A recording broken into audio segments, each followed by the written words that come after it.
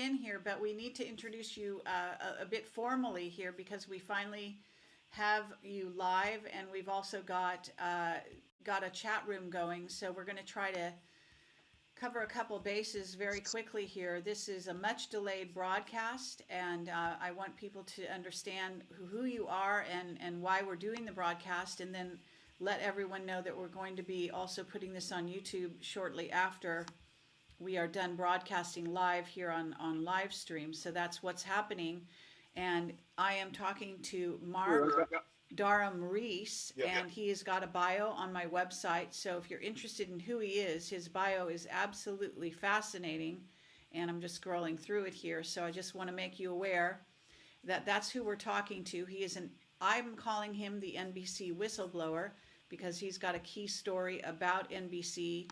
I believe specifically NBC News. Is that correct, Mark? Yes, ma'am. Okay, and now that's the backstory. I'd done 26 shows. The producer, Kit Spear, just come in from Venezuela. He didn't know anything about TV. I later think it was a CIA front as I meditate on it. And I don't have a problem with that. My uncle created the CIA. Lieutenant Colonel, called me the colonel. He said, Robert went to Reese.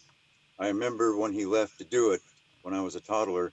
And so I realized at the end of this day that I'm about to tell you that they were weird.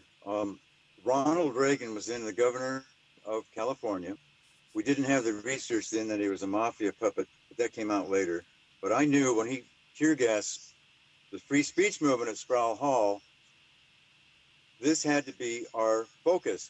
Our addiction for the show was that we would, to mix entertainment and hard news, we would ask every citizen we went to in some public events, so we talked to several, leading key questions. And the first was like a headline question. Everybody answered the same question. Then there were different follow-ups. It was very interesting. It became so popular, Julian got promoted to direct the NBC Nightly News for the rest of his life, and I got fired.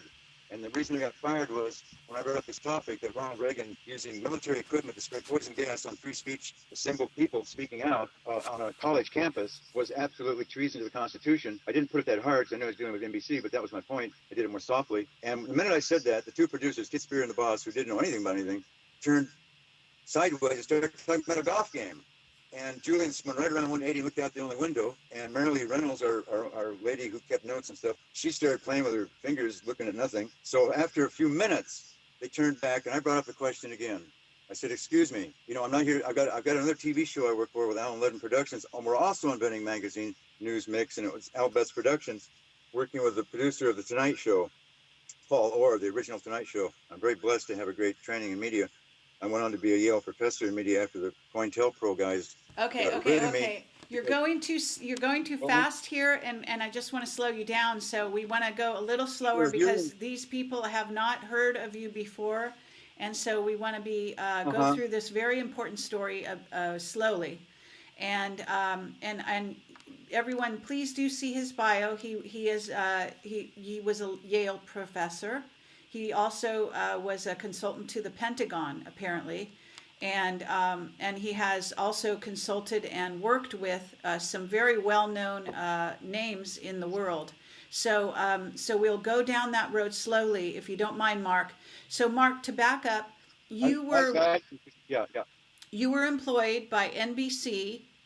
Is that NBC News? Is that correct? Yeah, in two capacities: the Speak Up show and an investigative journalist. On the strength of creating such a wonderful show and saving everybody from troubles, it became the most popular show for a long time. So I got and the name of the show, the name of the show was called what? Speak Up. Speak Up. Speak Up. That's what we're doing right now. Yeah, absolutely. Actually. Well, Speak Up. Okay, and what year was this? 1969, 70. All right, and so you were on that show, and you were kind of a producer-writer. Is that right? We had a producer. I was the writer, and as it turned out, in retrospect, that was the brainstorm of connecting the dots during discussions. So I was a show producer in that sense. Okay, and then you were also working on another show simultaneously at NBC. Yes, they hired me to do. They liked my work, and I was thrilled because I love documentaries. I just especially good ones. And they hired me to do a documentary on Ventura County. This is very important. And it was really special. It was like interview all the officials in the government at every level of every agency and leading, Republican business owners related to the overwhelming population explosion of all the problems that it was creating. It didn't seem to be managed. It was like, does anybody really see where to go? Okay, that took a long time to research, and the script reflected accurately everything I learned. Not one official had a clue of what to do with the situation that they were hired to take care of. Not one. Okay. And I wrote the script in a polite way. Here's my point, the bottom line. NBC paid me. The contract said if I wrote it, they would air it. Suddenly it vanished. They wouldn't air it because it didn't fit their bubble or something. I see. Okay. And so that happened on that side. But now let's get back to the gassing, what was in essence, I believe, poison gas put on a crowd at Berkeley. So could you explain what was going on at Berkeley, University of California in Berkeley? Yes, this was an anti-Vietnam War protest movement. It's famous in the history books, and it was quite spectacular when it happened. I mean, there was more people together in an associated collective than anybody ever seen up to that point. So it was historically a large event of we've had enough. This is ridiculous. This war doesn't make sense. We don't want it. So it was a protest against the Vietnam War, and do you know the approximate year that protest and that incident happened? Well, as I said a moment ago, it was either 68 or 69. All right, that's fine. It's in the history books. Okay, and Ronald Reagan was governor. Okay. Did you go up there and shoot it at all, or did you just simply suggest it as a good story to cover? Second, a good story to cover, to ask the citizens what they thought about it and to get their viewpoints. Okay. And so what happened at NBC when you suggested the story? Can you tell us bit by bit? Well, that's what I started to say a moment ago. Everybody in the room suddenly avoided me instantly, just like that. Boom. The director turned 180 and looked out the window with his hands behind his back and started humming. The two producers started talking about a golf game they had on Sunday and golf balls and holes and sticks, and it went on for quite a long time. And then they turned back and said, okay, resume the meeting. And when it was my turn to speak, I went back to the same point. I said, what about my question a moment ago before you were talking about golf? We need to address this issue because under treaty, tear gas for military use or for crowd dispersals is technically a poison gas. To do that violates international treaty as well as cosmic law, common law, and UCC law. If he's a signatory to UCC, it's fraud. UCC has a little hidden place in it that if you commit fraud and you're related to them, it's a $5,000 fine and 5 years in slammer for each separate offense. I didn't know these facts then, but I know it wasn't right. Okay. And so I brought it up again. Now, wait, here's the bottom line on the story. I think you're looking for that, right? I came to work the next day. I had a brand new Pontiac Firebird 400 convertible with Pirellis. I was so proud of myself, Coney shocks. I drive up to the gate at NBC, and the guard comes out and looks at me, and he says, "Are you Mark Reese?" I said, "Yeah." He says, "You can't come on the property." I said, "Excuse me, I'm going to my office. We have a production meeting." Quote, "If you set 1 foot on this property, you will be arrested by the Los Angeles police." I said, "What?" I said, "What do you?" He said, "I'm telling you, if you set 1 foot," I said, "Can I turn around?" "Turn around and get out." And so I went to the nearest payphone, because this is before modern tech, and I called my office. And here's the rest of the story. There's a funny side to everything. Marilee Reynolds, the production assistant who served all of us wonderfully, started talking like this. "I can't talk to you. I think they fired you." "Why'd they fire me?" "I don't know. They don't like you." Click. I thought, am I in grammar school? I'm serious. So that was that. And I don't go around suing people for breach of contract. I mean, I just move on, and go on with my life. But right. I'm a Taoist at heart. But this is a clear case where this was an important news story at the time, and they simply didn't want to run it. Is that right? It's more than that. It was a blockbuster. I ran a newspaper, and I've had columns. I had a column byline in the LA Times. It's a blockbuster, shocker. This is a major twist of the whole concept of America in the minds of everybody who exists. It's like the Nazis showed up in Sacramento with weapons to attack civilians. Absolutely rocked the boat of all citizens, and the NBC wouldn't go touch it. They're afraid. They're fear-based. Right. Okay. So Now, you were out of a job. Did you take any actions at that time? no, ma'am. I had another job with Al Betts Productions doing an even better show. And it's a full-time graduate student at UCLA Film School, working on my Master of Fine Arts. And I just married Bill Russell's girlfriend after she said she didn't date white guys. So I had my hands full. I didn't have time to go play with NBC. Okay. All right. Do you want to talk more about your background in terms of how you became a Yale professor, and also how you were consulting the Pentagon, and then also the rest of the story to do with your bio there, because you're obviously a very fascinating guy. Well, thank you very much for that, and I feel equal ditto to you. I'm a big fan of your site. I've been crawling around reading everything you've got practically. Namaste, my friend. Yeah, Yale professor. Okay, we're back to COINTELPRO. I had been an unpaid executive with the Entertainment Industry for Peace and Justice, founded by actor Peter Boyle, Donald Sutherland, and Jane Fonda. And when I was coming home from UCLA one night, they had a big banquet, a big event at the Wilshire Beverly, and when I saw it was like professional Hollywood professionals assemble, to work against the war. And so I didn't go home. I went right in there. I remember sitting there was all these beautiful, I'm going to name now, they're all gone, but all kinds of famous people sitting around me. Oh, there's that beautiful actress, and here's this handsome guy who does this stuff. And, it was like a serious meeting. I went and signed up. Not many did. And after, it turned out that Peter Boyle was totally silent.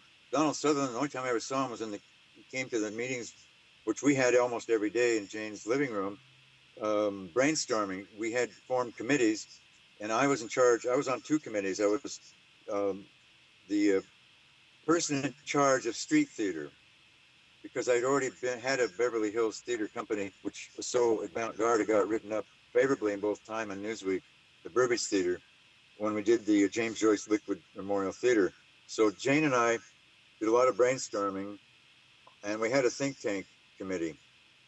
My street theater company dealt with a strategy, which is very simple. We want to shock people with truth where we know they have some kind of openness. So we went to synagogues and churches, tried to do 2 a day, every religious day, in our makeup, singing and dancing, doing mime and song, and being, like clowns. I was the only one who stayed out of makeup for a serious reason. I'm in charge. If the cops come, which is classic, I want to make sure I've got the advantage. They don't target me first. So I would simply observe after we planned and did everything. We had an FBI agent in our group. You had an FBI agent in your group because was he a plant, or was he there by invitation? No, he was a plant, and he only showed up after we were successfully riling up congregations. We actually been chased by priests, by rabbis, by people coming out of church, and they see these signs, they just would go, not all of them, of course. There's a minority. There's 13% of society who say you're psychopathic. I think it's a lower number, but maybe in government it's higher. I know it is. Because I've worked for county, city, I've been a city cop, county, anyway, I've got a lot of background stories. But people reacted, and that got attention to the people in charge. So what you were doing, making a difference. But what you were doing, you were with Jane Fonda, just so people understand this. Yes. This is back during protesting the Vietnam War, right? And you were doing sort of a street theater kind of a protest, but you were also infiltrated. Is that correct? Yes. Okay. That's right. We spotted the gentleman one by one. Something wasn't kosher. Well, I was going to say, kosher means you're total and you're committed, and you're every human being is an ambassador from God as an infant, and there's no such thing as original sin, and people are not evil. I've proved all this scientifically. So everybody's waiting around in strange stories. Sin means not to thrive. Okay. And my favorite rabbi is Rambam from the Middle Ages, and when I read Rambam's definition of sin, I said, "Right on, Rambam. That is absolutely right." And in the I call them the found books of Nag Hammadi, the Book of Truth and the Book of Thomas. When Master Yeshua ben Joseph is talking to his two favorite disciples, Mary Magdalene and Judas, he says, "You have what I have, and you are my two favorites because you have the Father, the same." And there's a point I'm leading to here. He talks to them and says the same as my tantric master Rajani said to us back in the day. Just go out in the world and be a presence. You're not to go out and be a political person. Right? Just be a divine, happy presence with the Father's energy in you. And Mary, in this, you can go read it on John Lash's website. But Mary says, you know, basically, cool. You know, I'm on my way. And Judas starts to say that, and he says, in my words, he says, you know, but when I do, there's always these people that come out of the crowd, and they're angry, and they curse you, and they don't like me, and I just want to show them what I think of that. And he says, no, you don't show them nothing. You just be a presence. See, so he's telling his favorite guy, don't turn, you know, just turn the other cheek, you know. Yes. Well, that's the same phenomenon I experienced. Okay. See? Absolutely. Okay. And lovely. Now, what I'd like to do is also talk about why you or how you became a consultant to the Pentagon. Can you talk about that? Well, let me give you the sequence. I'll jump it really quick, and then we All can right, go to the Pentagon. that's I can fine. tell you that, okay, as a headline, it's more exciting. I had taken refuge in India, where I lived for almost 10 years by choice. And to earn money to stay there, I came back. My mother by then had married her 8th husband, who was her lover when she dropped Chuck Hansen, who was a 10 most wanted felon that she got President Truman to spring out of Walla Walla when her father, a Supreme Court justice, died. So that husband went back to that time. And I was just, you know, life is so amazing. Well, you married that guy now. He was a millionaire. And I came back to visit them. And she said, what are you going to do now? I said, I need to make some money. Okay, cut to the chase. American Passage Marketing hired me for a project, which I thought was amazing. I like to get paid to do nothing. I like to travel. The job was travel around America in a truck and put up promotions to entice officers, to entice the best quality students to become officers for all 5 services. And when I saw the quality of because I'm a trained graphic artist, and when I saw the quality of those posters, being a former Yale professor, I went, bingo, whoever's running this has got their brains together. I'm in, because I am an American guy, and I'm totally military. I'm just anti-war. I'm not anti-war. I've learned that war is made by insane people, and I can prove it. And so that's another story right now. And that's how I did. And later, the Pentagon said there were 5 of us nationwide. I went off and ended up in the worst blizzard in American history at that time, in a Toyota pickup that somebody donated to me. And somebody else donated a camper show, because when God's doing something, it's all easy. And I was being blessed by God. But I ended up in the worst blizzard, and I'm already in the light. I was the only vehicle moving sometimes, keeping on duty. There was tractor trailers, everything was jacked. It was really interesting and quite a odd sight. And I was unhappy. I thought, why is the world being so weird? But that was the job, and they said I got the best response in the nation through the several schools. Now, let me add an addendum for my motive. I am a professional sociologist, and I don't rely on books only. I hardly ever read them anymore. I go out in the field and do research with the topics I'm interested in, and university students and how they in school. I'm a curriculum design specialist, and I've done that for the University of Washington. I co-created the first Black Studies department in the history of America, and I was the only white male. The dean appointed me. There was the head of the Black Panthers, the head of CORE, the head of SNCC, and the only Black PhD who didn't have a job, and one beautiful white woman with blonde hair and built like Dolly Parton. And in the tea sessions and coffee times, at least half the blacks were hitting on her, but she ended up being my girlfriend. But she was Phi Beta Kappa. Okay, really smart. but wait 1 second. So which university did you do this for? Black Studies, University of Yes. Washington, summer of 1968. Okay, is that Washington State or Washington, D.C.? No, it's Seattle, Washington. Seattle, Washington. University Okay, of Washington. just to get our facts right. Yeah. Now, okay, so that's very interesting, but I want to get back to the Pentagon consultant. So you basically were a sort of a recruiter for them. Would you call it that? Yeah. Yes, it's publicity and promotion to recruit the best and the brightest to join the service. And okay, and to join what service specifically? Oh, any of them. We put you want to be in the Coast Guard, Navy, Marines, Air Force, whatever, Army. You know, it's just okay. And how long? How long did you do that? I did it for 2 tours. I made enough money on that first tour, left and went back to the ashram in India, where I stayed for several years. And then I made my living in India consulting with people, and I realized I just want to change the scene and make some other money. And I came back, and my mother loaned me she bought brand new for a previous husband decades ago, and I went on that one in a brand new 68 GMC 3-speed 6-cylinder. It was like a time warp. It was wonderful. Okay, But the same okay. thing. They said I also had the best report. But you also say in your bio that you consulted with a number of stars, including Hillary Clinton, it looks like, but maybe I misunderstood that. Can you explain who you were consulting with and why you were able to help them specifically? Yes, I'd be happy to. And it ties in with my return from India. When I left. Okay, can I just put the stories together in sequence really fast, like bumper All right. stickers? Yeah. COINTELPRO was so efficient at erasing my career. I didn't figure out it was them until I read the church committee hearings a decade later and connected all the dots. What happened was people like me. I'm trying to make this really short. My agent, Reese Halsey, used to say, I never talk on the phone to anybody. Time is money. But I like you, and here we are in another 20-minute conversations, and I enjoy it. Well, after he was the last guy I ever called that hung up on me. After nobody would call me, couldn't go to nobody. Hollywood's parties, everything is dried up, and I didn't know why. And so I called my agent, and he hung up. Then I went, click. It's the government. They've gone around and done something. Okay. Now, okay. So then Spirit. Well, I had a 10-room house in Hollywood Hills. There, brand new BMW. I wore custom-made boots and shirts and I like to live. And I had a BMW so new that one time he gave me a ticket and the cop didn't even know what kind of car it was. He thought it was an Italian car.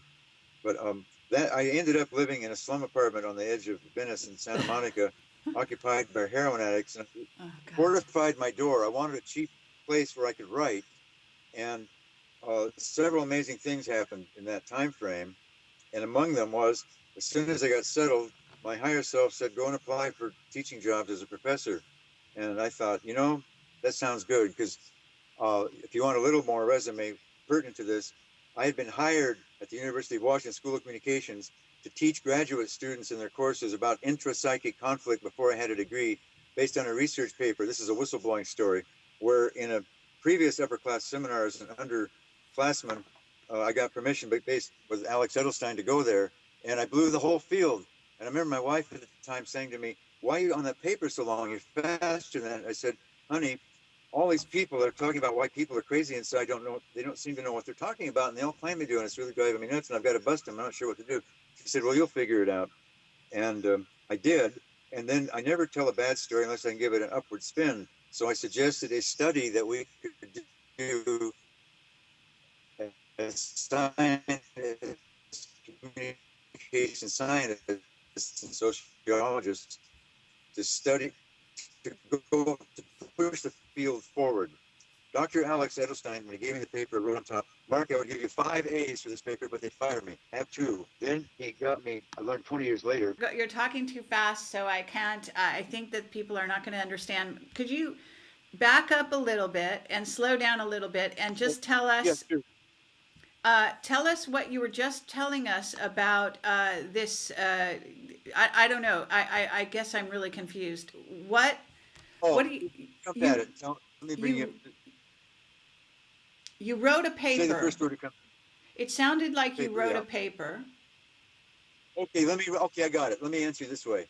Some intellectuals wanted to know what was it with the Nazis that they went around killing the Poles, who were intellectually, genetically superior, and all the Jews and anybody else they felt like, including trying to kill all the Russians.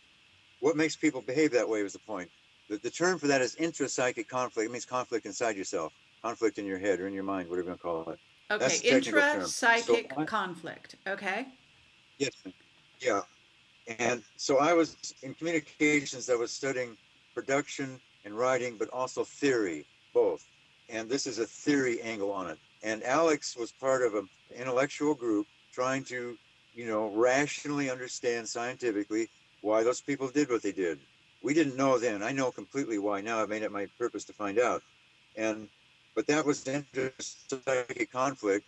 And, in the loosest sense of whistleblowing, I actually blew the whole field apart because I said they were all BSing and they weren't accurate, and I didn't know why, but here's the way to find out. Does that make sense? Okay. You said here's the way to find out why they're not telling the truth, but what was the answer?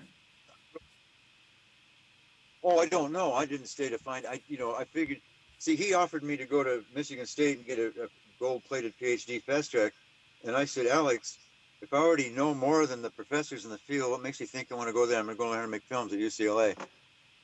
I don't follow losers. I like winners. I like to win. So when I saw nobody knew what they were talking about, I turned and went in a different direction. I'm glad I did now. Okay, so you were offered to go to Michigan State, but you decided to stay at UCLA. Is that correct? Well, to go to UCLA, I've never been there yet, to get into the film school. So you decided to go One into film school after that. Yeah, I'm the first graduate with a 4.0, but I can whistleblow them too.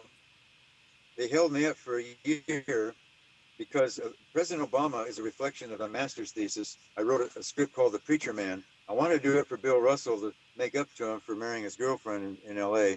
And he's a great laconic fellow, and I thought he'd be great. The Preacher Man was a comedy in a Victorian Western town where the townspeople had decided they were so corrupt, they were tired of being all the business, everybody's corrupt. We got to get some law and order here. Put out an ad. The only guy takes an ad. They haven't seen him, but he's coming. Took the ad. We see on the stagecoach when the film's open. There's this big, tall black guy, and he's got a bottle of something in one pocket and a Bible in the other. Actually, I changed it to Walt Whitman now. And so then we see them waiting for him. And then when he arrives, the tuba player goes home. Okay. The other guys cut down the welcome band. So that when I turned that in, my committee said that's not an acceptable topic for the prestige of the school. Now, in the meantime, I brought my wife to a faculty meeting, and they started dropping my grades, and everybody in the seminar told me that I had the best paper they ever saw on how to get a B. So I went to that professor and said, I think you're a racist because I've talked to everybody else in the seminar, and if you don't put the proper grade in this, I'm taking it to the administration. The grade reappeared magically the next day. So I don't like racists, and if they get on me, I get back on them with information or something to say, excuse me, this is a freewheel galaxy. I work with Archangel Michael. I've worked with Michael all my lives. There's no such thing as enslavement in a freewheel galaxy. It's only created by idiots and confusion. So okay. I lost a year. I had to do an extra year at UCLA. And then when I left, the chairman says, you got out of here with a 4.0. Nobody gets out of here with a 4.0. And I said, Mr. Chairman, I also took classes in other disciplines in other schools, didn't I? Oh, they must have had a grudge. I don't know. Okay. Now, at the moment, though, what I'd like to do is kind of make sense out of the people that you seem to have helped with what appears to be lawsuits. Sorry? In one case, yes. That was Frank Sinatra. Okay. I resigned my Yale. Yale had offered me, it's Yale, the Harvard of the East in China, the Chinese University of Hong Kong.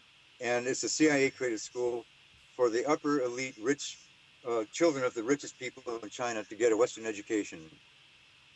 And it was a privilege to be in such a wonderful school. It looked like it was designed by Frank Lloyd Wright. When I resigned, they offered me a promotion. They said that my students had become so smart, they were outperforming students in any other classes. What was my method? I said I didn't have any methods, but I took them back to basics, and one of the basics of the basics were understood. And suddenly something clicked in them, and they were brilliant. But my daughter had been kidnapped by her mother, the former girlfriend, wife, and I wanted my daughter back in my life, so I didn't take that. I went looking for her. That's how I ended up working for Frank Sinatra. My friend Bob Brenner was another gentleman with Jane Fonda, EIPJ, and he was a Beverly Hills entertainment law specialist. And he was a wonderful, I don't like the word Jewish. I reverse it and say it's wedge, because that's an invented word, and I'm an honorary rabbi, so I can say that. But Bob and I love each other, and he put me right in his apartment, let me drive his cute little Mercedes sports car around. And after a couple of weeks, even friends get a little, and he says, listen, you can't be doing it. You don't know where she is, blah, blah, blah. I have friends that are in trouble. Would you like to do some work? I said, sure. So I was sent to an address. I'm trying to make this really quick. It's really funny. And it was all a marble hall lawyer's office on Wilshire Boulevard. In those days, I'm already with Acharya Chandra Mohan Rajneesh, a tantric master in India. And we're wearing orange clothes and beads with his picture on the locket. And this man required that. And it's a way to create minor shocks so you can wake up when people take offense to it and you can be peaceful. It's a really wonderful device. Well, I walk into this office in this garb, and there are not one, but 1, 2, 3, for 5 people who look like lawyers, the one behind the big desk, and they all do a double take, and they kind of, some of them are gossiping, making little snide remarks. But when I open my mouth and answer the questions, they all suddenly sit up and start paying attention to my answers. And at the end of 45 minutes, the large guy who owned this huge desk said, they all looked around and did another double take, and he said, one last question, what do you think of Frank Sinatra? And I speak spontaneously, and I knew where I was. And then it clicked, bingo. I said, I've heard he's associated with mafia and all that. I don't really care about any of that. I said, he's a wonderful singer. My mother loves him, and I do too. And then they all laughed and said, meeting's over. And then I was, yeah, right. So now I get sent to Palm Springs. The story, and if you want the details, it's kind of, or I can tell them really fast. Somebody we have time, but no, don't talk fast. Go slow. So go ahead. Let me the bottom line. Bottom line, his people. You know, Sinatra's pretty well connected. Okay, I was a producer writer for Peter Lawford in back on Alan Ludden's show, and Sinatra, you know, he was a superstar when I was born in 1942. He was already hot, and so in 2.5 years, all his money and people, they could not bust this. They said, all his lawyers said, he's guilty. He's going to pay a $2.5 million fine, and he's going to have this on his record that he beats up men in the restrooms of bars over women, even at his age. Well, that was the frame. And so I went to Palm Springs to a cold crime scene, which was the club where it happened. We're in my Orange at 10 a.m. on a morning, and there were only 4 or 5 very Sicilian-looking Italians, all in shiny black patent leather shoes and silk shirts. I went up to the bar. They were all talking on the side. Nobody came to me for 5 minutes. One guy walks up. I'd never seen this in my life before. He says, all right, free country, one drink and out. I pulled out this piece of paper Sinatra had written in his own hand on a stationery. It says, to whom it may concern, any favors to Mark is the same as to myself. Here's truly Frank. This guy looked at that paper, and his whole personality went from up yours to any friend of Frank's is a friend of. So I interviewed him with every question I could think of for the next 30 minutes and turned in my report, and I thought that was the end of it. A week later, they hired me to go up and go where the perp was, and I outed him within 24 hours with an eyewitness who saw him going out and jitterbugging, basically. But his claim was he couldn't work, he was all damaged, he was going to die, and they all had this fake document. So I had an eyewitness. Then the eyewitness wouldn't talk, but his wife was in the kitchen. She says, honey, I love Frank Sinatra, help the man. So I got a testimony from an eyewitness. The guy was a liar. Sent it down, judge to the case out of court. Boom. Okay, 2.5 very good. weeks. All right, excellent. All right, well, that's like, can you talk about? You talked about your father being someone who started. Did I hear you right? You said they helped start the CIA. Was that what you said?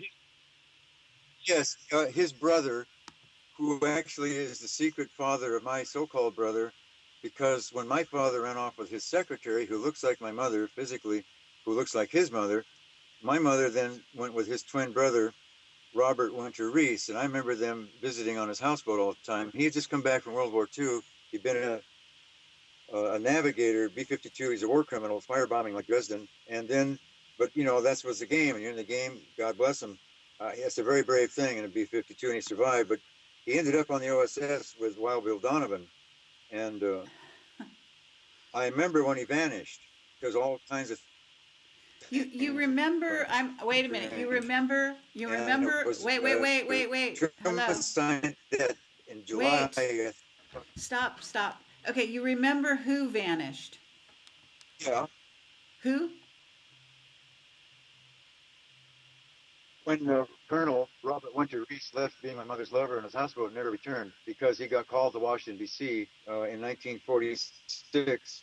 He got re-upped by Wild General, William Donovan to create the CIA after Truman signed the executive order. By the way, executive orders are not lawful. They're not legal. They're a fraud. This is a finding of fact. Any executive order is a fraud, and it's 5 years in the slammer and 5,000 per offense.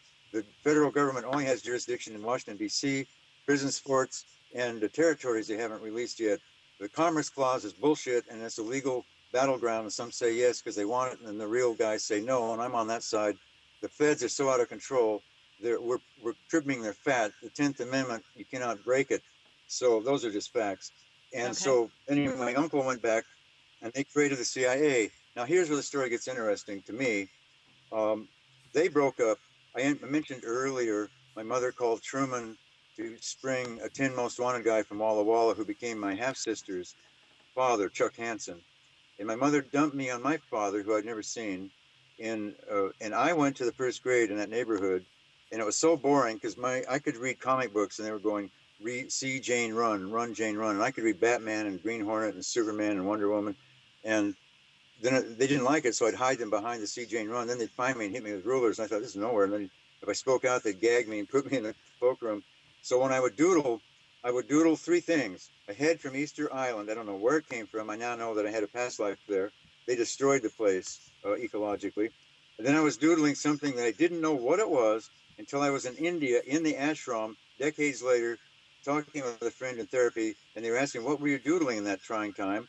It was the original CIA logo. I'm sitting in the first grade, hour after hour, doodling the CIA logo. That's how close my uncle was to me psychically. We loved each other. His energy field was running through me so much that I could sit there in the first grade and doodle the bloody CIA logo.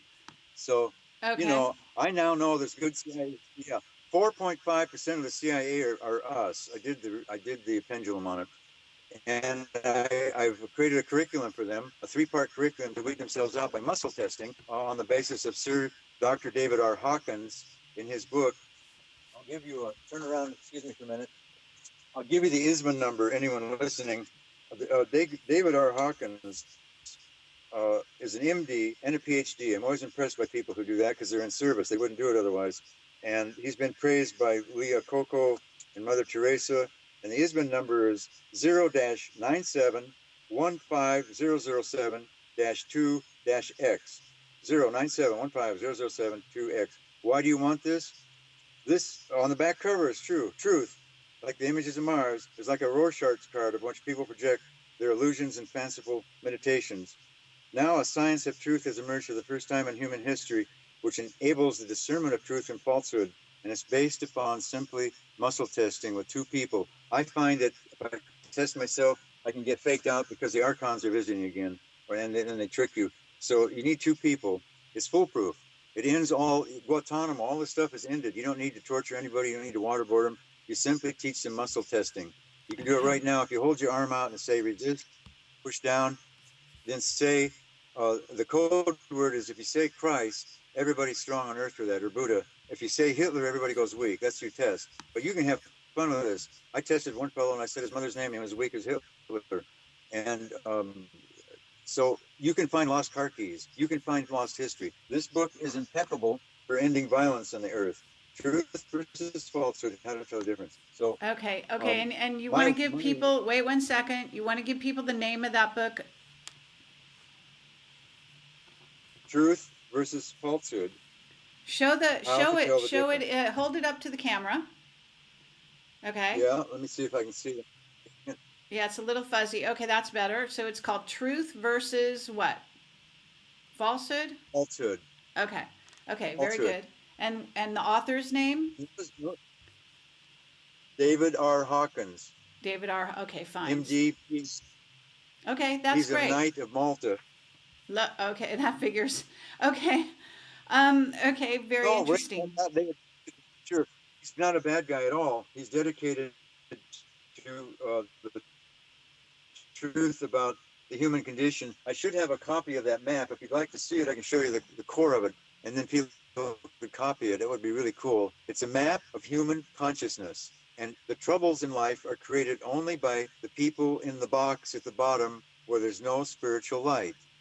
I'm a Gurdjieffan student. There's a gap. Very good. Yeah. Now that I can tell you the map. It's capped by pride, and in the bottom, shame. These are vibrational frequencies. There's a gap. Nobody gets out of that box without an outside help of some kind. An outside agent has to come into that closed box.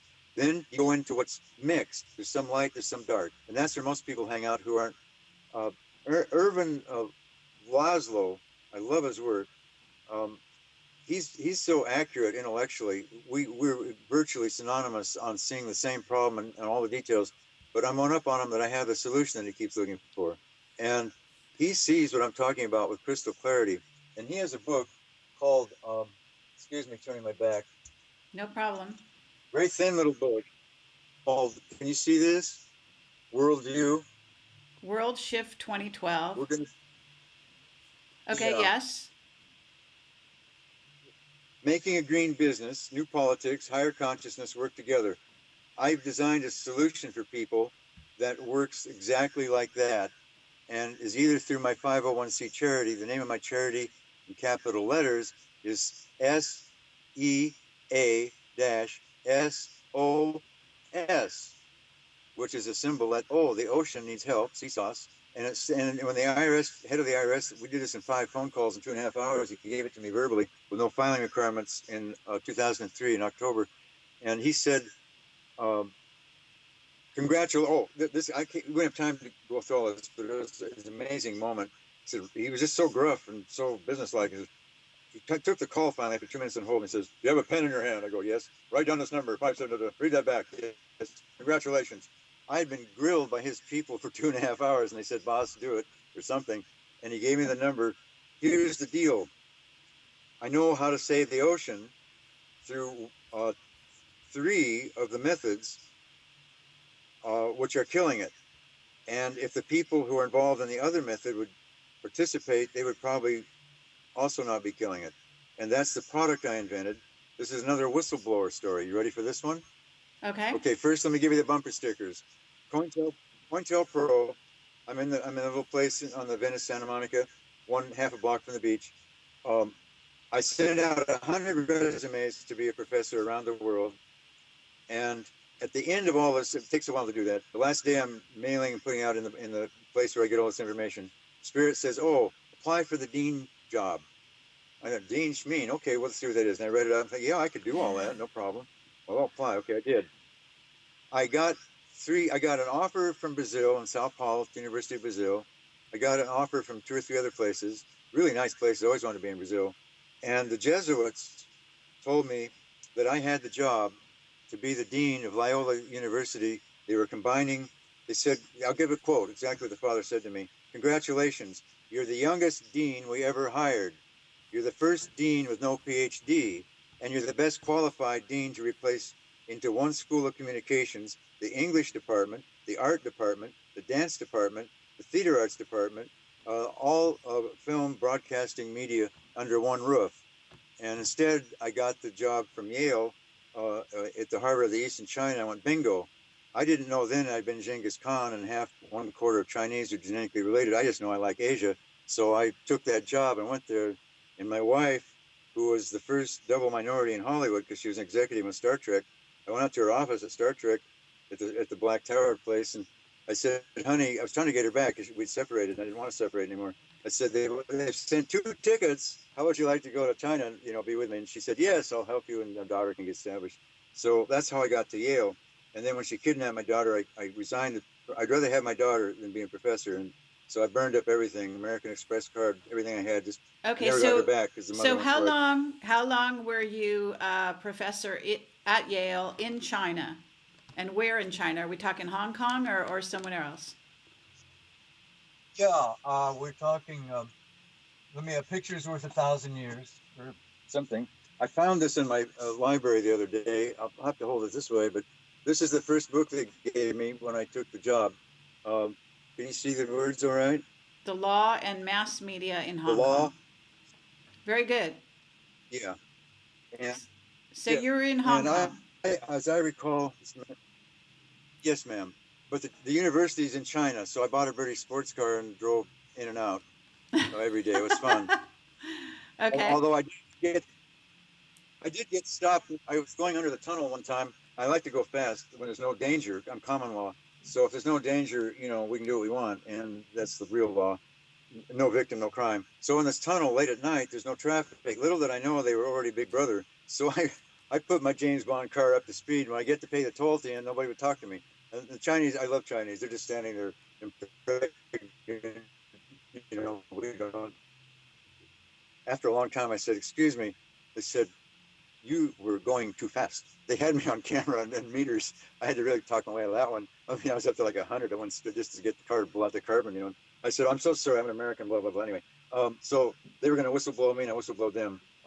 I would like to let you redirect me now to where you want to go on this. Okay. Well, I'd like you I know where to go. Hillary Clinton. How do I get to Hillary Clinton? Right? Right. That happened. Go ahead. Let me give you another. I whistle blew the war in the Middle East first. In 1989, for the first time in over a decade, I simply sat and read all the news reports for a few days. I thought, why are they still having war in the Middle East?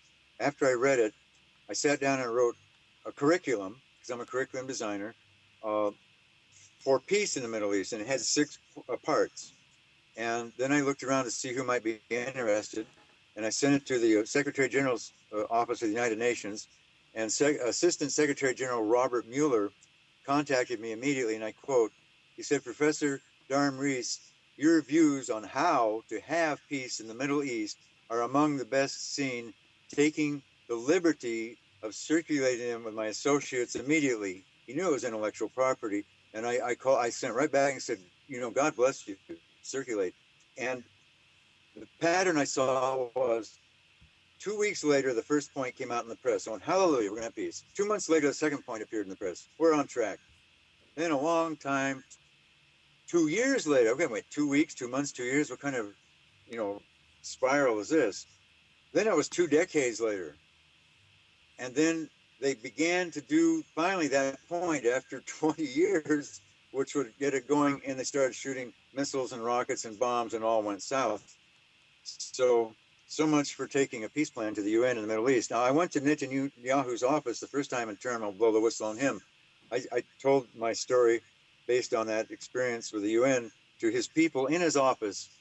And I've had the same experience with the Pentagon in materials appropriation to protect our troops. The same exact experience with Microsoft and Bill Gates, and with Kellogg's and Disney and several other corporations. The middle people love me. I find that ironic, because middle managers are the most troublesome people on earth. And they hear me, they're real, they send it up, and the people on the top, they hang up. They just hang up. Right. And the gentleman in the Pentagon, I did the same thing with, well, Netanyahu was the same thing. You know, when I took it to Prince Charles before there was any Lady Diana.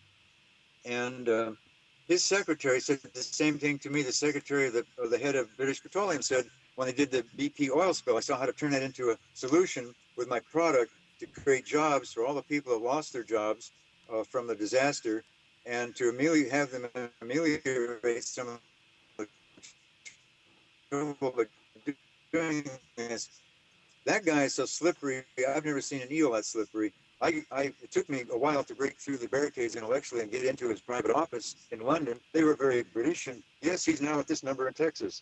They were saying, the middle manager, everybody's saying, absolutely, you've got to speak with him. And so they all want a solution. Then he's in New Jersey. Then he's never anywhere. And the more I go at it, finally they say, no, he can't take your calls. Click. I've seen this pattern all the time. I mean, it's just corporations are bogus. There's something baloney there. It's just okay, ridiculous. well, I appreciate that. Someone, you know, we have a chat room that goes along with this broadcast. Okay? You understand? Okay, I've never been in one. You've heard about them, right? Yes. Okay. All right. Well, Yeah. what it does is it means that people can ask questions. They're listening to this Oh, I love live, it. and they can type a question. And so I've got some people asking you questions, right? And so one of the people wants to know, what's your bloodline? Oh, I love that answer. This is my last life on earth, and I'm blessed with mutually compatible people, oppositely arranged. My father's mother is pure Prussian. My mother's father is pure Prussian.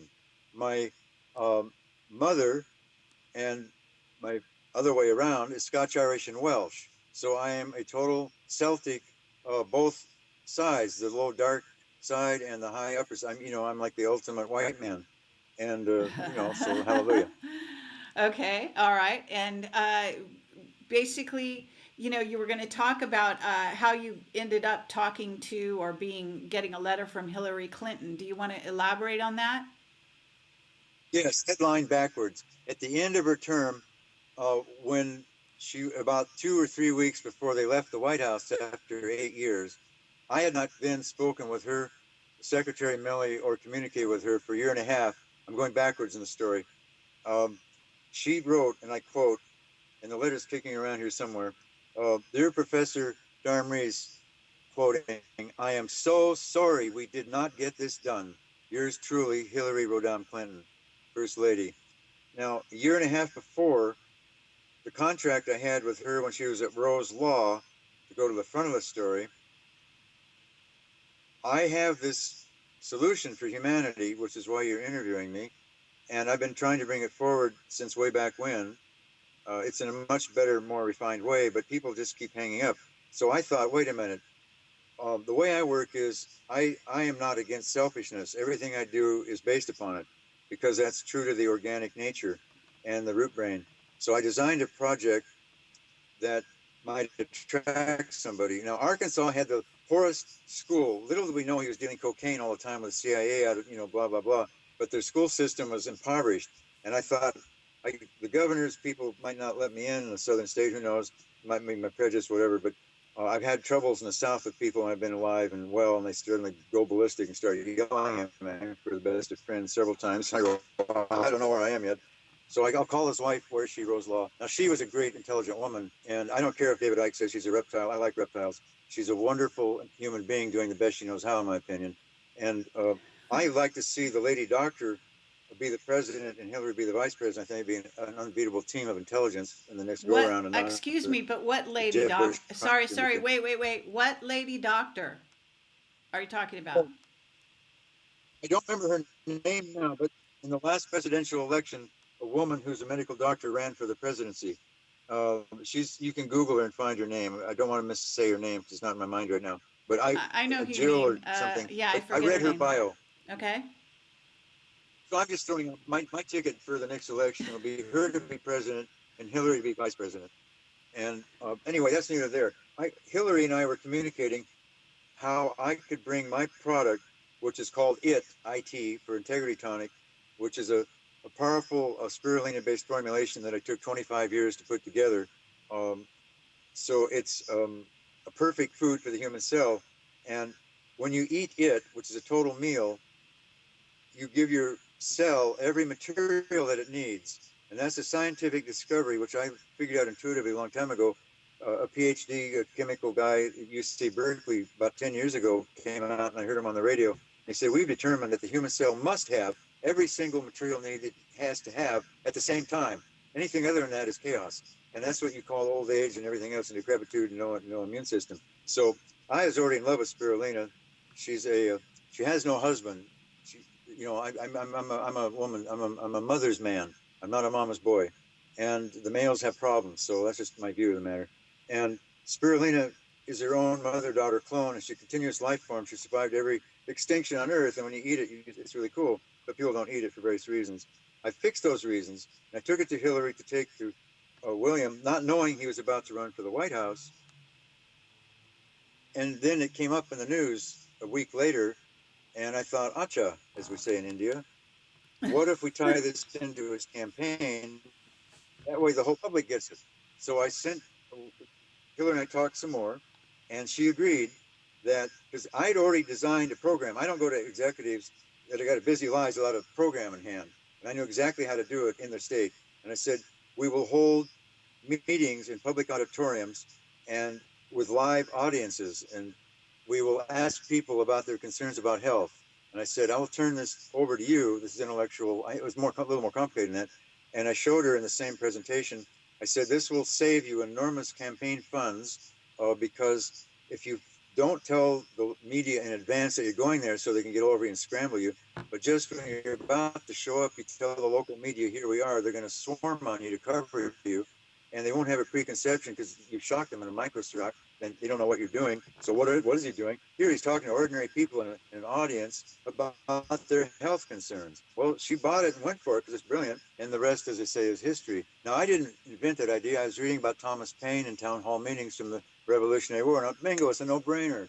So I then did the following. I thought, if this is into the story so quick, I said, if I charge them money, they'll forget me. And as much as I like to have income, I've got to do it in a way that they won't forget me. I said, here's the deal. You pay me if you win.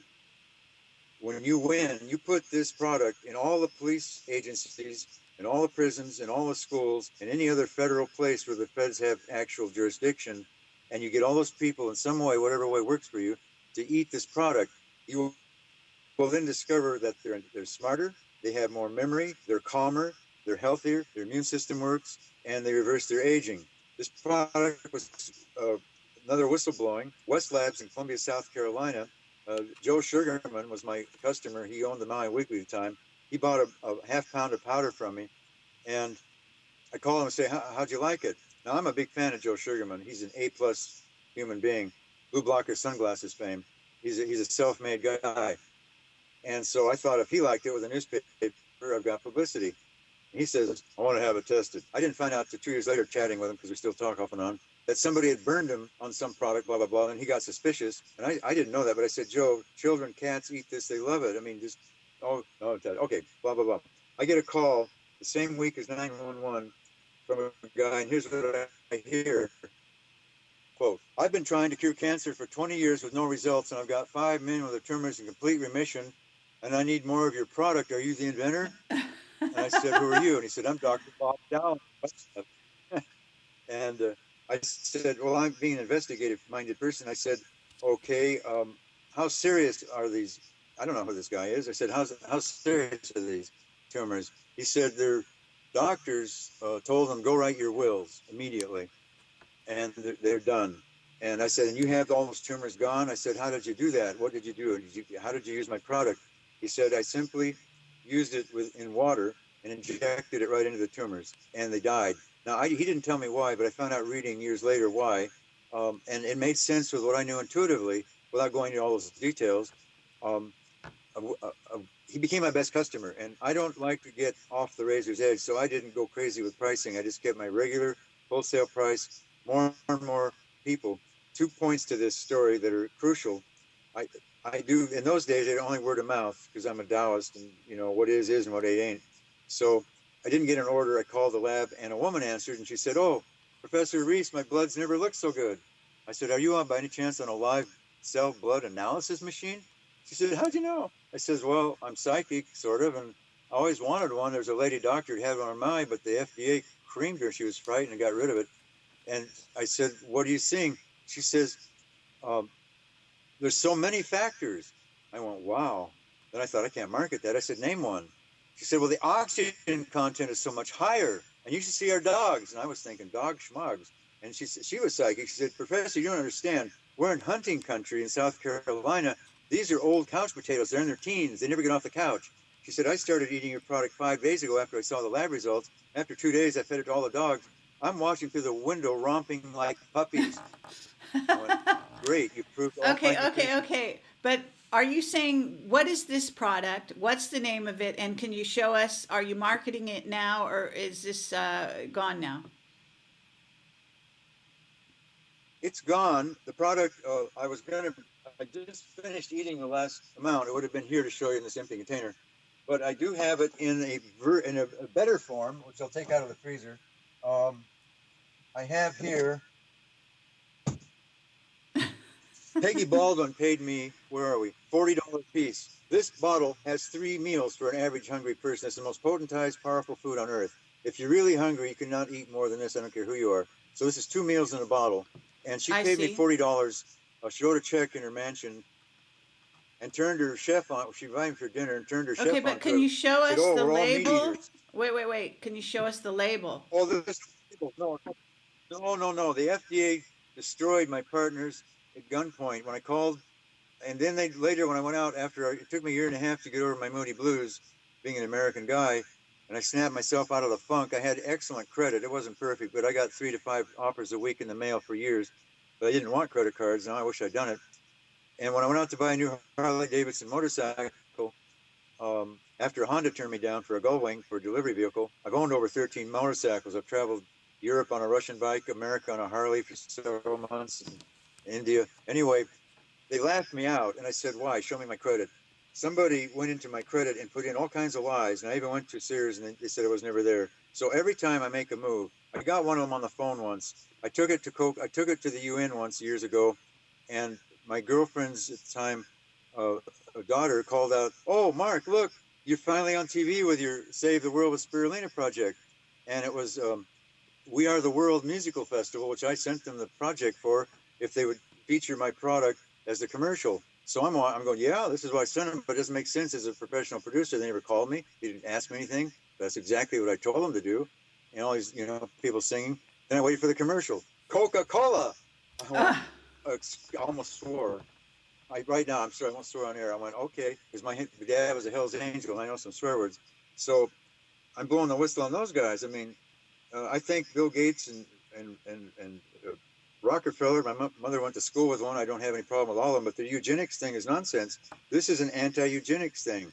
My product makes the immune system so strong because this product destroys every known invader in a human being. Now, I've upgraded it after Fukushima, which was one of their eugenics deals. Yes. I have a code name and copyright. Fukushima, die itchy. Well, if you eat my product, you will not be itchy. It has several things in it that destroy radioactivity poisoning. I've formulated the cautious version, so it even gets rid of chemtrails, which is really not supposed to be in us. And I use Count Saint Germain's affirmations, which I adopted as my own. Count Saint Germain and I are the same. He's one of my uplines. I am now a sixth dimensional person, very rare. He's seventh dimensional, where Buddha and Christ are also. I'm coming from a lower, higher realm now, but I was just promoted recently through 2 octaves in the last 2 weeks, and that's why there's no hair now. God told me he can't communicate with my hair anymore, so I said, well, can I leave, this? But I had I like hair, but I like this better. So things are happening fast. Okay, food, but wait. So the basics is it's made of spirulina, and what else? I mean, tell us what's in it. Well, it's a proprietary formula, but I will release my original version for everybody to use right now, because I discovered that I didn't reinvent the wheel. The original formula, with one addition, was invented by a gentleman in the Imperial Japanese fascist war with the dragon tiger that woke up, which was America. And the emperor asked this particular scientist, he needed a good food for the troops in the islands to kill Americans. And this guy, I didn't know this when I did this. I did it all and got done, and years later I discovered what I'm telling you. So I reinvented something that the Japanese are inventing, and it was spirulina and natural yeast together. Very important. It's so important, I can't stress this enough. I have no connection with this company, but Earth Circle Organics is the primo spirulina on the planet right now. Chinese spirulina is not. It has things in it.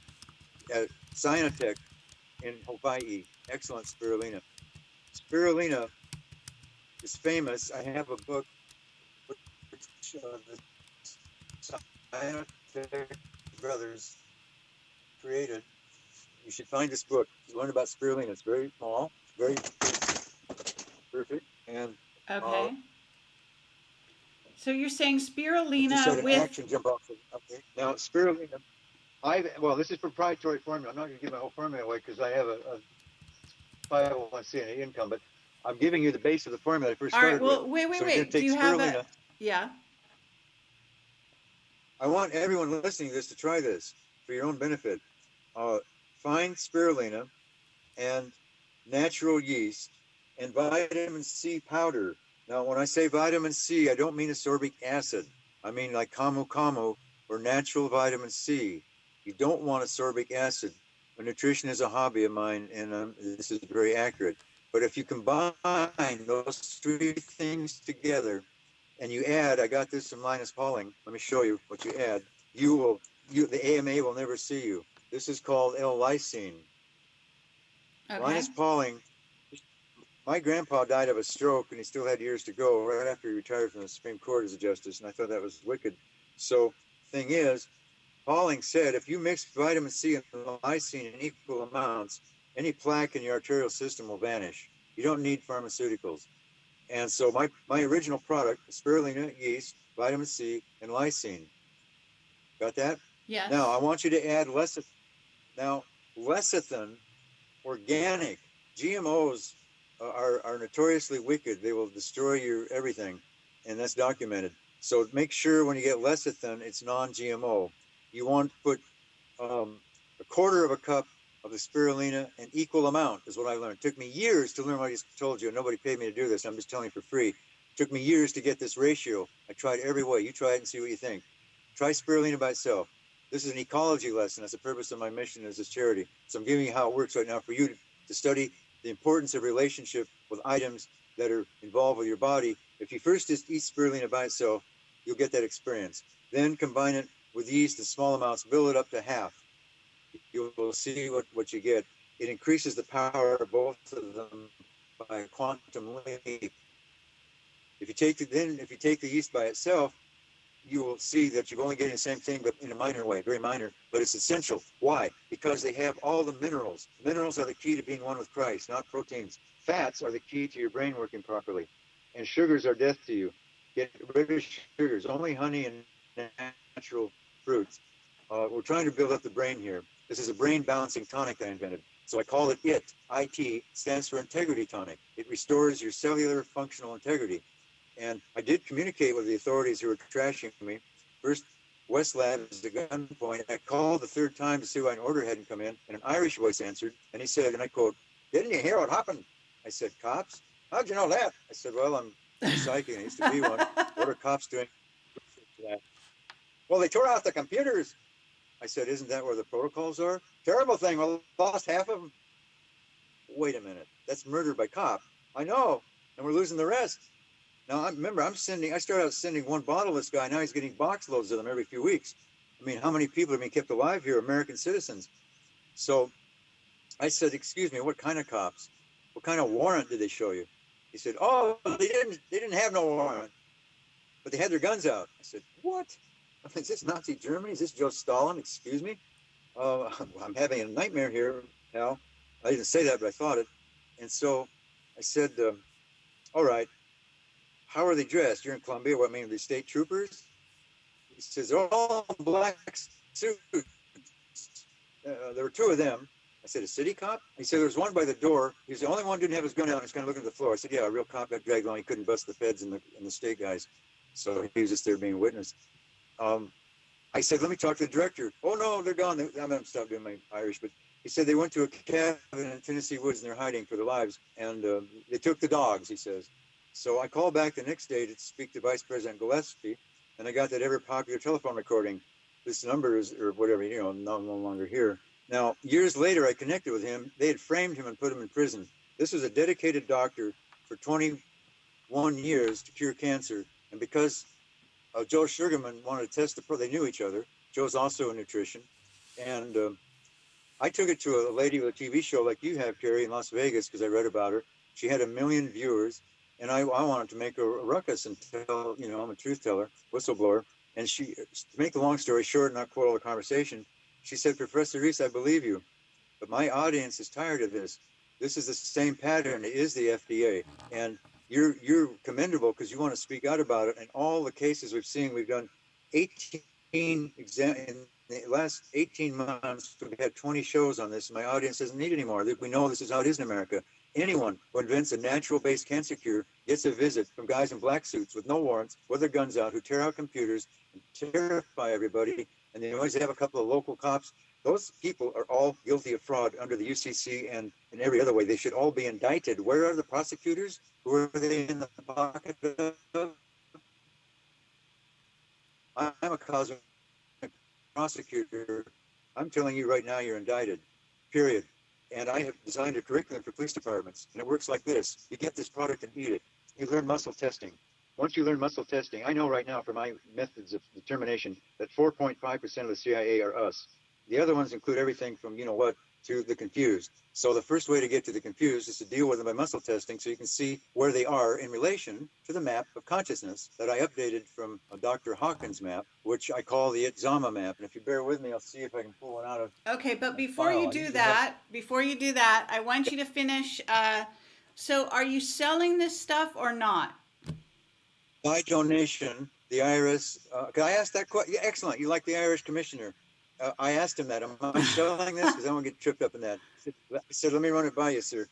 And he said, "Do," and I did. And he agreed with me. And what it is I said, we're giving people an ecology lesson in a dramatic way with no philosophy and no words by direct experience, which is how toddlers learn. And then we give them enough written information that they can connect the dots with their mind. Oh, yeah, when I did this, this, and this, these are the benefits. Now, why would they do that when anyone eats this product, including my previous pit bull, Doberman Pinscher, mini pin, tomcats, female cats, and other creatures? Because a cell is a cell is a cell biologically. The same experience happens every time. You're lit up. Dr. Christopher Hills says when you eat spirulina, you eat light. And he was on Oprah Winfrey doing this. Spirulina died, whistleblowing, when everyone saw Oprah Winfrey losing weight from Christopher Hill's spirulina. Turned out later, corporate America flooded the market with fraudulent products made out of ground up vegetables that were green and called it spirulina, and the American public went south on it, and the word got destroyed. So I named it. I want to get out of those hangups from the past and play it forward, because it's the other thing about the AMA. We're not curing disease, folks. We're not even in that. It's a whole different dimension. This is structural integrity. That's what the earth is suffering from. People who break laws are suffering from a failure of interior structural integrity.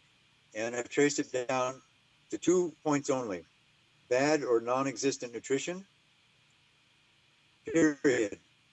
And this is the antidote to that. The other is a disease, is a virus that I named War Raw in capital letters, WAR _RAW. War is raw.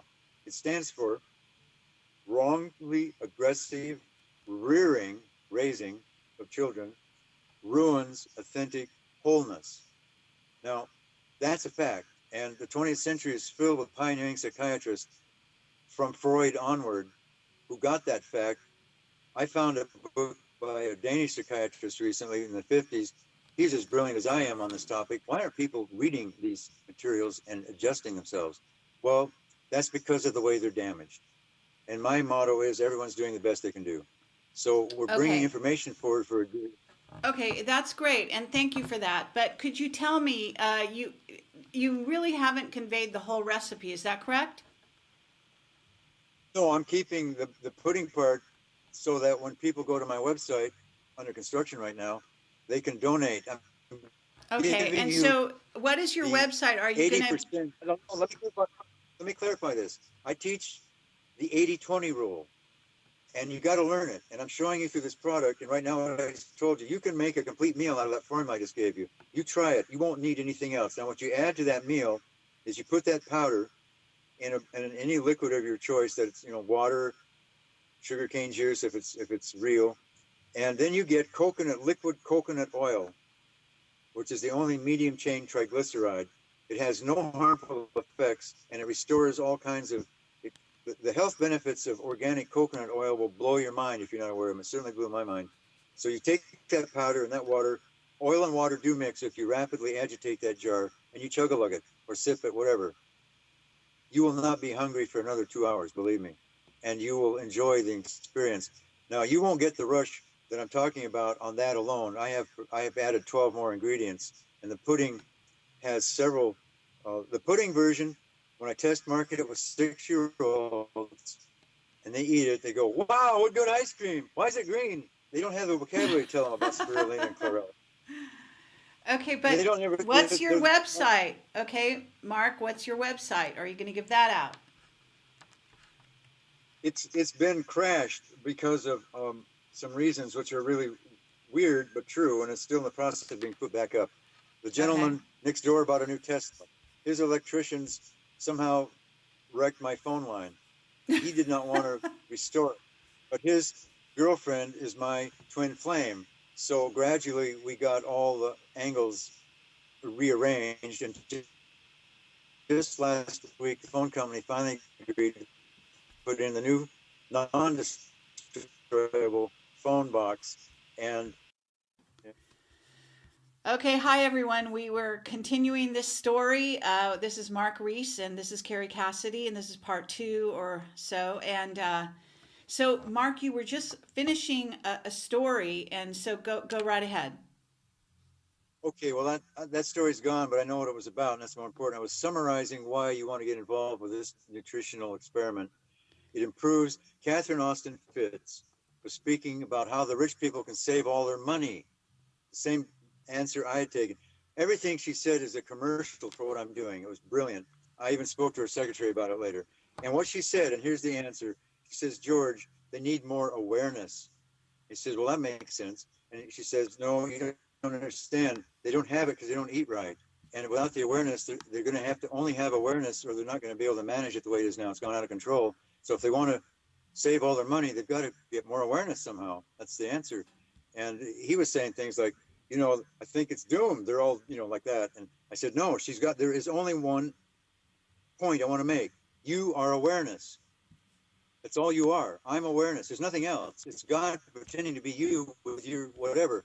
This is a soul school to wake up and be 100% with God. This product takes you in that direction. Anything other than that, inshallah, is nonsense, and particularly now. So when you eat this product, you have more awareness. And I did a test on my red-nosed pit bull, which is a really aggressive puppy raised by psychopathic guys who like me.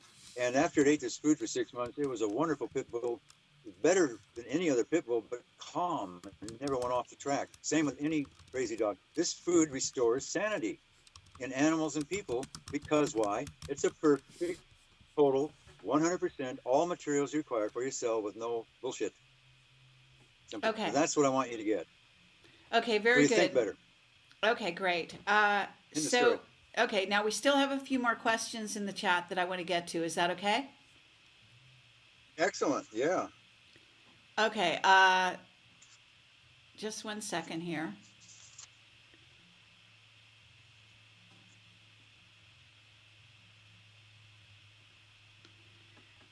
So when you say they shut you down, it sounds like they shut you down for selling this product in the past, the FCC, right? Yeah, several times. Okay, Not now the you're going to... FCC, the FDA. The who? FDA. FDA, okay, sorry. FDA, you said FCC. Okay, yeah. Yeah. They're I all... like what the FCC... Okay. They've gotten intelligent again at the FCC, it looks like, suddenly. Oh, really? That's good to hear. Anyway. You know, I have someone I want to connect you with, Richard Allen Miller. Have you seen my interview with him? I am a biggest fan of his. Oh, my God. Because you guys would love each other, and I'll put you in contact. Totally. Okay. Yeah. Okay. Okay. I've been sharing his secret. Let me share this with people. Do this. It works. I invented this. It works. You want to have the experience of the living Christ. You can get it through my product, but to do it in a hurry, God, who I talk to all the time when he needs to say something without words, I invented a way of having water to get rid of chemtrails, which is based on the same theory that Dr. Miller had about putting baking soda. Before I ever heard about him, I invented stretch water because I'm a big fan of Crystal Liquid by Gail Flanagan and her husband. And so how to do it with no money was the trick. You can buy all kinds of things to stretch water, but I don't have those kind of incomes right now. So what I did was, because I have restaurant clients, I got a stainless steel bowl, and I have really good well water here, so I'm blessed. And I put a big, let me show you the size, quartz crystal in the bowl. See, a nice, real crystal. Very nice, and, yes. And I don't have their name because I gave the paperwork to a millionaire neighbor with a Tesla, and they lost it. But I'll show you what it is. It's a little crystal made by a group in Japan for stretching water, and they sell a little bead bracelet to do the same. So what you're doing is stretching the molecule of water. There's 22 molecular forms of water. It's a living element. And as Dr.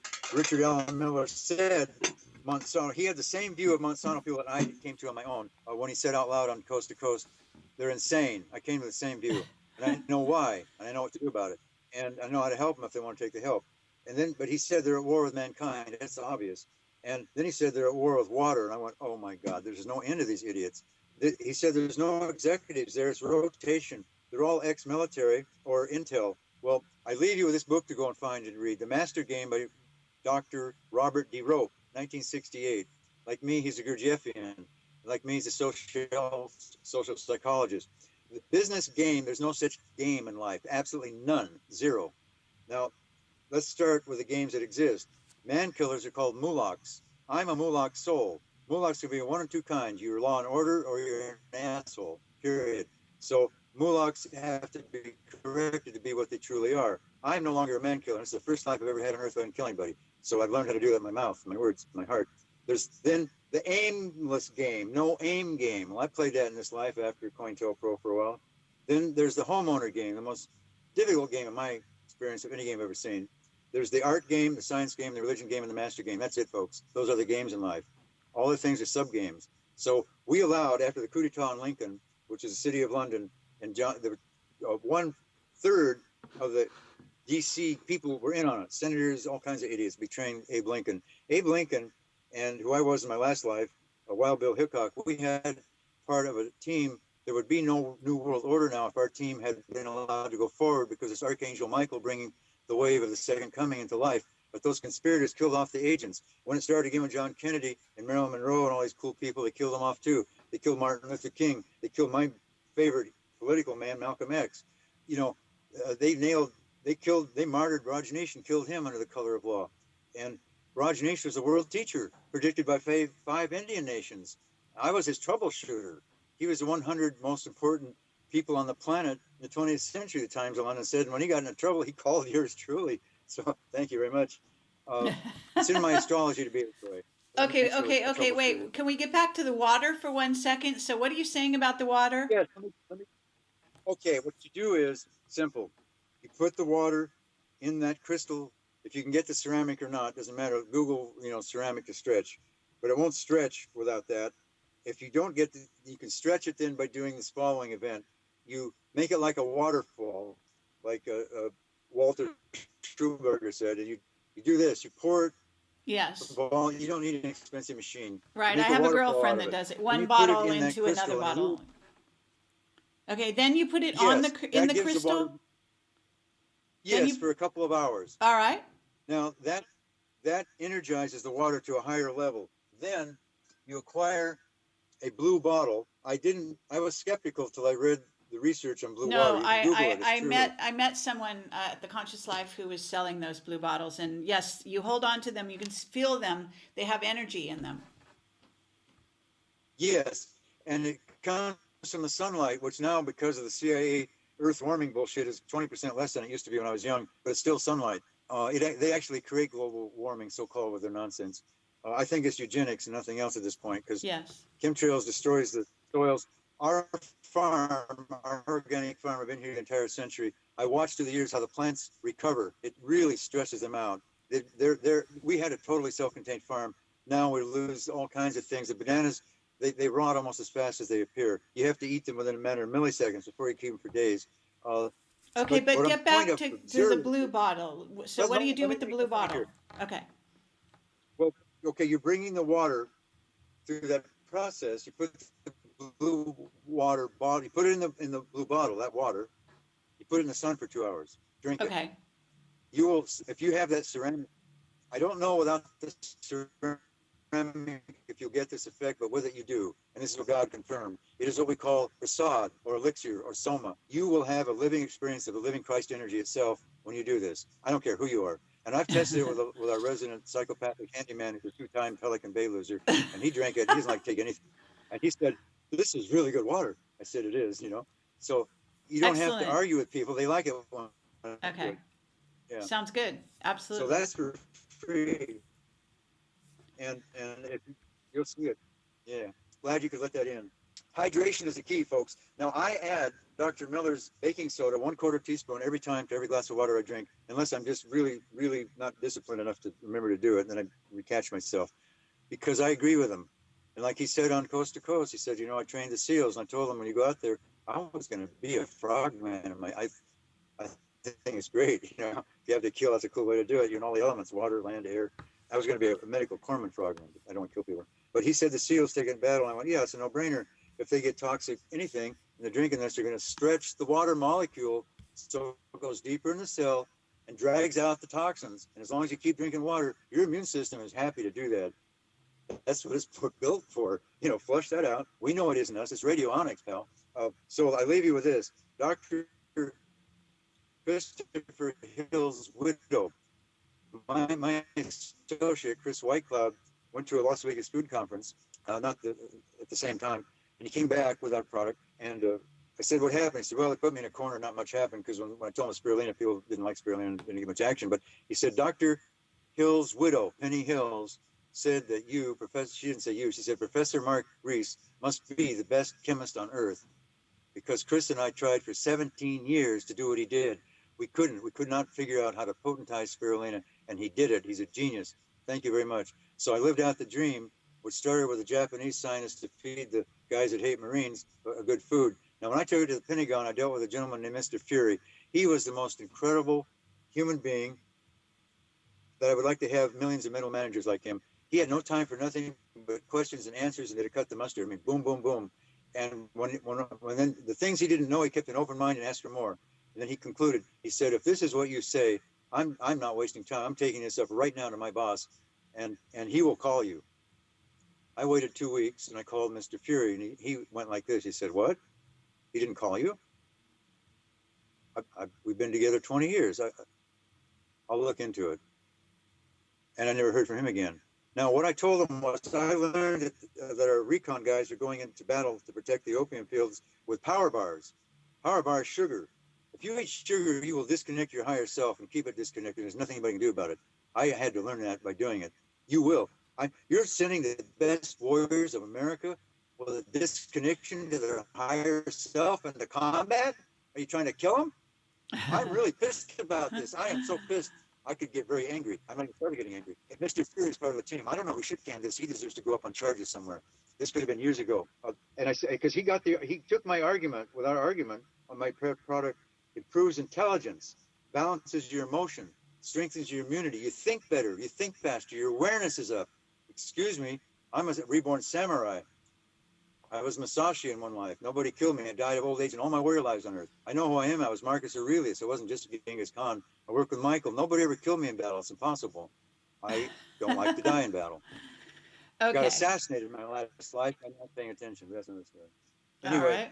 All right. Okay. Well, thank you for that. As far as I'm concerned, yes. There's no battle. Okay. Yeah. All right. Let's see. I'm trying to see if there's any other questions that we might have missed. So, someone, let's see. Okay. Something about, well, God. All right. Yeah, there are a lot of people that are just asking about the availability of the product, et cetera, et cetera. Sorry, yeah, be patient and Google the Abraxas Agenda EO initiative. Wait at least 2 weeks. The reason we're like this, let's just get down to basics. Several people that were hired, aside from the dark energies trying to prevent it with the Archons, suddenly at the last minute would break their agreements because the Archons got them. And then I got stalled with 2 different handymen over a period of several weeks on this. So we're just dancing with the darkness to go forward. And that's why I had planned to have a site up for you, Carrie, for the show. And all right. So much time sorting out the Skype, didn't do it. I thought that would be cool. So that's okay. That's okay. So what we're going to do is, once you go public with this website, okay, we will have you back on the show. Okay? Sounds good, girl. Yeah. Well, this has been you're a dream come true, and I hope this is useful. All right. It's lovely, and thank you so much for being on the show, Mark. We'll reconvene with you at another date. And I want to thank you again. And people, thank you for listening. We will put this on YouTube as soon as I can get it up there in the next 24 hours. So it will go from live stream to YouTube, and you'll be able to watch it there indefinitely. So thank you very much. Take care, and we'll be in touch, okay? Any last words? Aloha. Okay. Yes. People not in America will set up a franchise for you if you're qualified, which is pretty easy to qualify. And it's a cash cow because Burger King Hawaii was my client for getting rid of toxic waste hazards. I lowball, I always do more for less. One day, the general manager, who looked like Humpty Dumpty and is a wonderful woman, very rare, I walked in the store and she walked up to me and said, Reese, you're worth your weight in gold. And Burger King offered me their entire Hawaiian operation. I would have made $100,000 a year easily. I would have owned my own sailing ship and motorcycles by now, but I'm focused on this work. But I'm telling you that I know what a Burger King brings in on a weekly basis in a good location.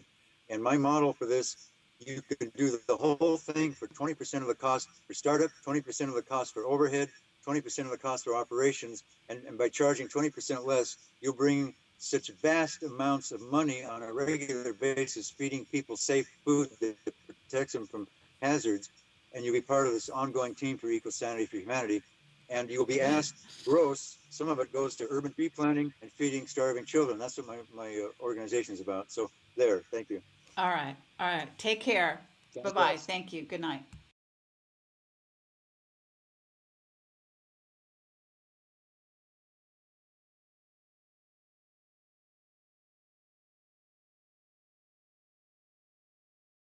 So, so we'll go down that road slowly, if you don't mind, Mark. So, Mark, to back up, Yeah, yeah.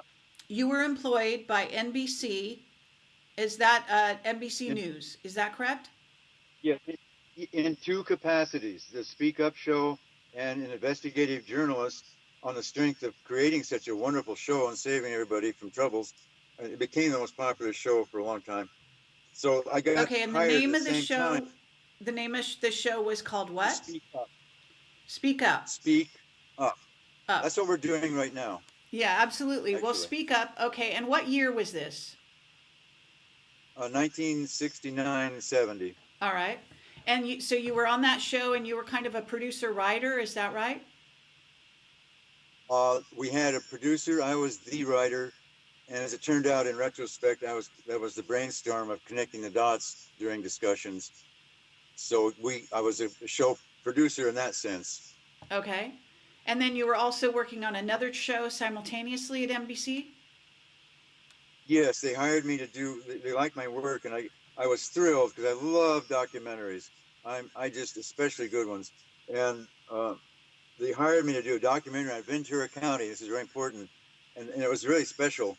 It was like interview all the officials in the government at every level of every agency, and leading, Republican business owners, related to the overwhelming population explosion of all the problems that it was creating. It didn't seem to be managed. It was like, does anybody really see where to go? Okay, that took a long time to research, and the script reflected accurately everything I learned. Not one official had a clue of what to do with the situation that they were hired to take care of. Not one. Okay. And I wrote the script in a polite way. This had to be our focus. Our dictum for the show was that we would, to mix entertainment and hard news, we would ask every citizen we went to in some public events, so we talked to several, leading key questions. And the first was like a headline question. Everybody answered the same question. Then there were different follow-ups. It was very interesting. It became so popular, Julian got promoted to direct the NBC Nightly News for the rest of his life, and I got fired. And the reason I got fired was when I brought up this topic that Ronald Reagan using military equipment to spread poison gas on free speech, assembled people speaking out on a college campus was absolutely treason to the Constitution. I didn't put it that hard because I knew I was dealing with NBC, but that was my point. I did it more softly. And the minute I said that, the two producers, Kit Spear and the boss, who didn't know anything about anything, turned sideways and started talking about a golf game. And Julian spun right around 180, looked out the only window, and Marilee Reynolds, our lady who kept notes and stuff, she started playing with her fingers, looking at nothing. So after a few minutes, they turned back, and I brought up the question again. I said, "Excuse me, I'm not here. I've got another TV show I work for with Alan Ludden Productions, and we're also inventing magazine news mix, and it was Al Betts Productions, working with the producer of the Tonight Show, Paul Orr, the original Tonight Show. I'm very blessed to have a great training in media. I went on to be a Yale professor in media after the COINTELPRO guys. Okay. You're going too fast here, and I just want to slow you down. So we want to go a little slower because these people have not heard of you before, and so we want to go through this very important story slowly. And everyone, please do see his bio. He was a Yale professor.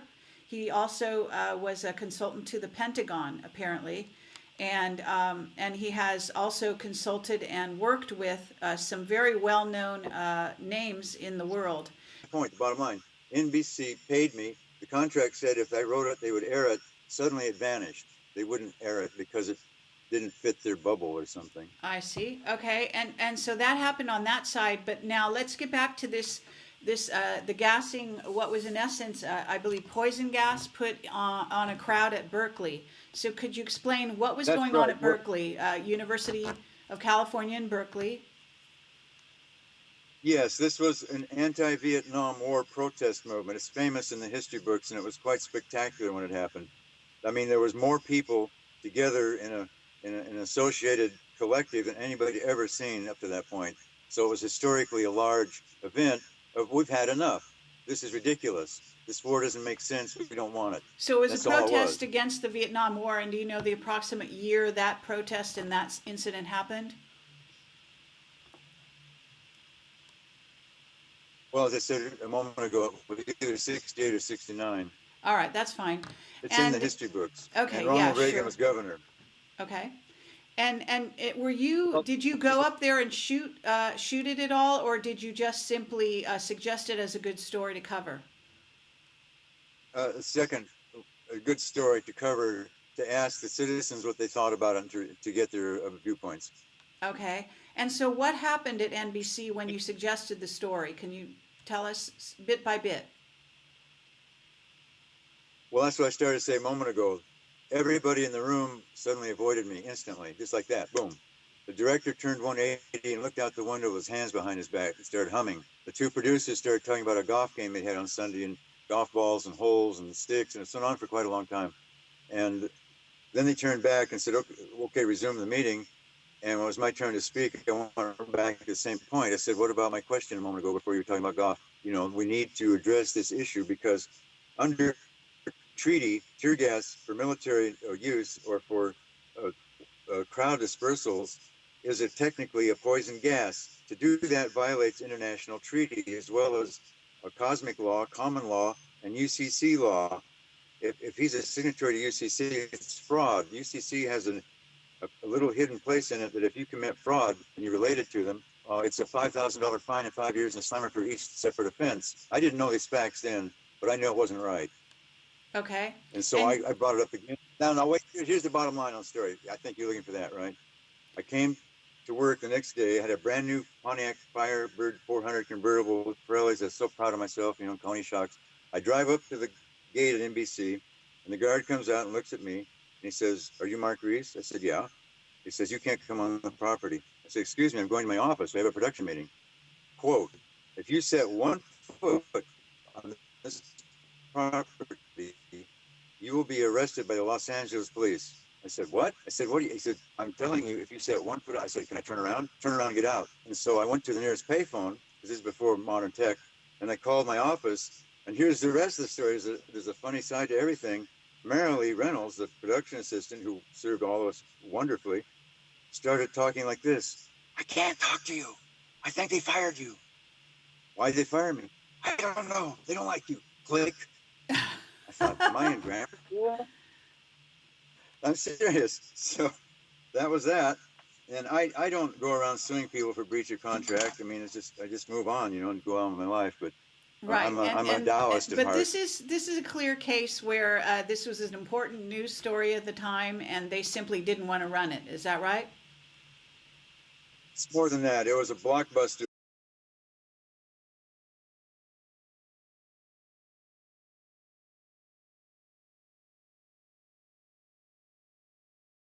In here, but we need to introduce you a bit formally here because we finally have you live, and we've also got a chat room going. So we're going to try to cover a couple bases very quickly here. This is a much delayed broadcast, and I want people to understand who you are and why we're doing the broadcast, and then let everyone know that we're going to be also putting this on YouTube shortly after we are done broadcasting live here on live stream. So that's what's happening. And I am talking to Mark Dharm Reese, and he has got a bio on my website. So if you're interested in who he is, his bio is absolutely fascinating. And I'm just scrolling through it here. So I just want to make you aware that that's who we're talking to. I'm calling him the NBC Whistleblower because he's got a key story about NBC. I believe specifically NBC News. Is that correct, Mark? Yes, ma'am. Okay, and now that's the backstory.